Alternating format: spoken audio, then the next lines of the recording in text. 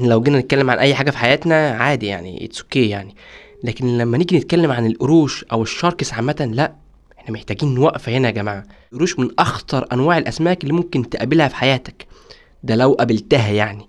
وكمان في احجام منها، احجام مهوله زي الميجالدون، والحمد لله انه انقرض، او في ناس بتقول ان هو لسه ما انقرضش.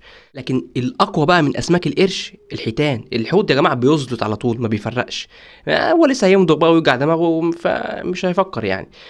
الفيديو اللي جاي ده هوريك حاجه جامده جدا عن الاسماك القرش وعن الحيتان، يلا بينا نشوف الفيديو. وقبل ما نتفرج على الفيديو ما تنساش تشترك في القناه وتعمل لايك للفيديو لو عجبك.